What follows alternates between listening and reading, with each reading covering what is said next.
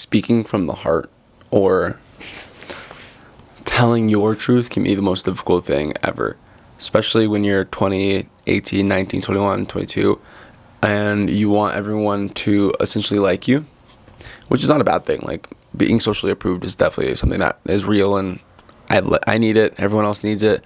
In order to succeed in life, you need to be like generally likable. That's a real thing. But it's still being honest to your heart and your truth and where you really want to go and where you want to be in your life. And I think the fear is making mistakes, and those mistakes causing you to be disliked or everyone shuns you or whatever. I've made a lot of mistakes before. Like, I dropped out of school at some point. I had left the military. I had gotten divorced. I had left the country. I had done all these things that I really did expect that people would generally just fucking hate me for. Like, a divorce alone, dropping out of school, doing all those things. I definitely thought, like, no one would ever talk to me again. I'd be the most unliked person on the face of the planet. I'm 24 years old, by the way. I'm still super young, and I thought that the whole world would end. I thought my parents would disown me. I thought all these weird things. I live in Utah too, so I definitely thought like the big divorce thing was gonna be like terrible.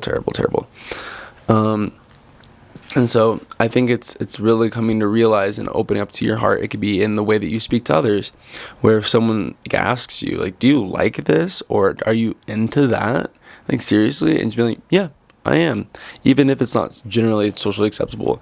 And that's a hard thing to learn to do, because you'll think that everyone hates you. But the thing is, if you aren't true to that, let me turn this light on, by the way. Oh, did it die? Oh, there you go. But if you aren't true to yourself, you're going to end up hating yourself more than you hate those other people, and then you resent others.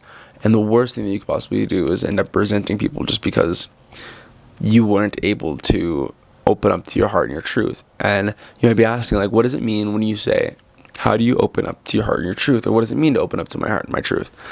It's generally like how you feel in a situation.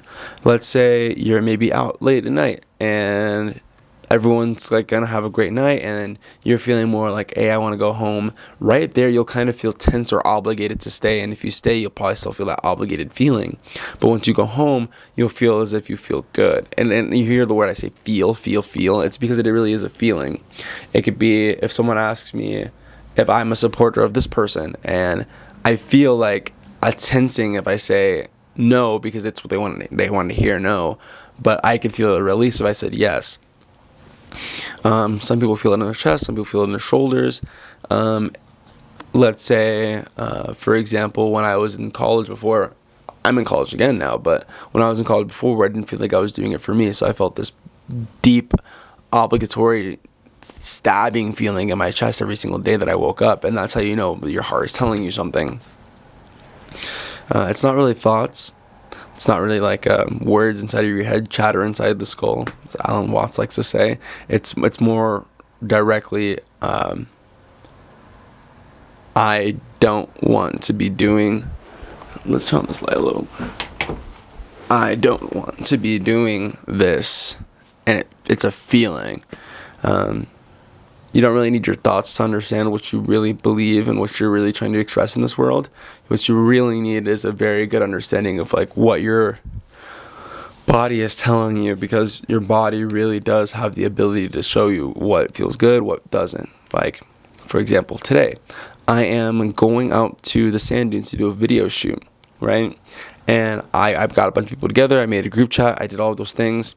And if at this point I didn't want to do that anymore, I would feel this feeling of like quenching up in my chest, and it's like, oh, I feel so obligated. I need to make sure that I'm making sure everyone's okay, and that I made this event, and blah, blah, blah, blah, blah, blah. But if I genuinely just didn't feel like doing it, I just wouldn't do it. And that's like a feeling inside my chest where I have to allow myself to do that, because if your body is telling you something, it's something that your mind can't register, and it's probably for the best. Maybe someone gets very injured during this trip, or something happens where, I don't know, you get oofed because you went on the trip because you felt obligated to go, and something bad happens. And that's generally what happens. You'll start to notice it once you become more aware of, oh, I really don't feel like doing this, but I got to do it because they wanted me to, or something like that. And you'll notice something bad happens in that very moment. You're like, oh, why'd that happen? And it's because like your gut was telling, it's like a gut feeling, you know, your gut was telling you not to. And I'm proud of you for wanting to open up your heart, because it just means that you're really looking to find your true self. And it's scary finding your true self. I'm still finding mine, because some of the things that you believe in aren't what everyone else believes in.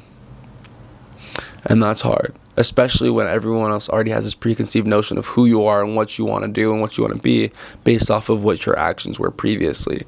And to break that pattern, it almost feels like dishonesty, but it's not. It's really more true and honest to you. So I'm proud of you. Cheers.